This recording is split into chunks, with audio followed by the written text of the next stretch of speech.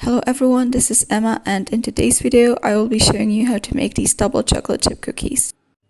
You will need cocoa powder, sugar, flour, a little bit of salt, some cinnamon, unsalted butter, dark chocolate, baking powder, 1 egg and some milk.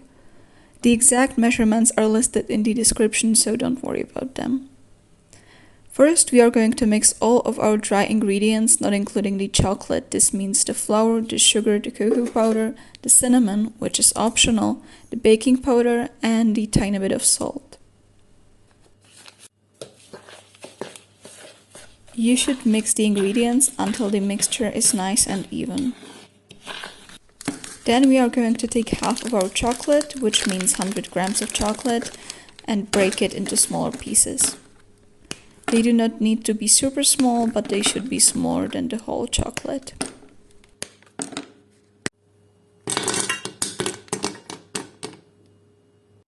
We are also going to take our butter and cut it into smaller pieces.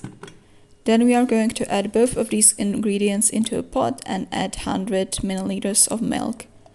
That is something under 4 ounces of milk.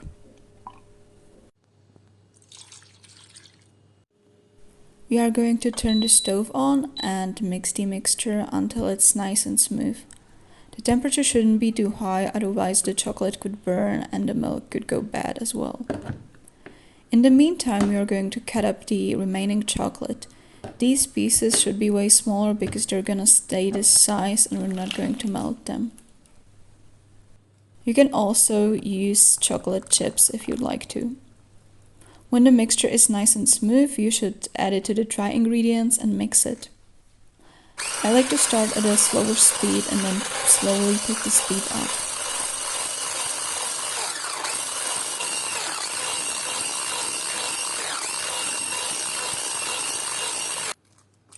Now add the egg, which is the last remaining ingredient. When the dough is done, you should set the oven to 190 degrees. Every oven is different. This is the temperature that works for me.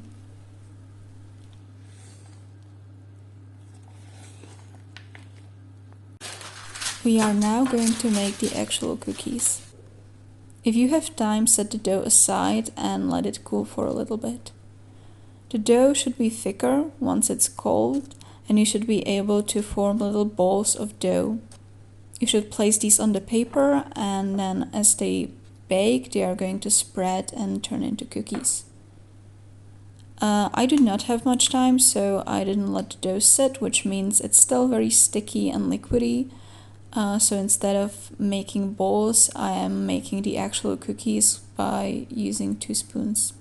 This is also okay. It's just a little more difficult.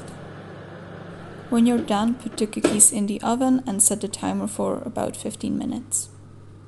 Every oven is different, so this time might not work for you. The cookies should be done when the edges are crisp, but the middle is still a bit soft. You shouldn't try to remove the cookies from the baking paper because they could break. They are still very soft when you take them out from the oven. You should just take the whole sheet and remove it from the pan.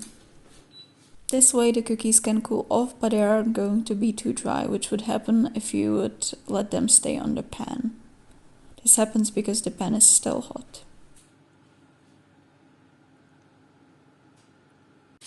Once the cookies have cooled down a bit, you will have no issue removing them. The baking paper will likely have stains of grease on it, but don't worry, you can still use it. Just make sure to not use it for anything salty, just cookies and stuff that goes with the flavor. I hope this video was helpful. Please like and subscribe, and see you later.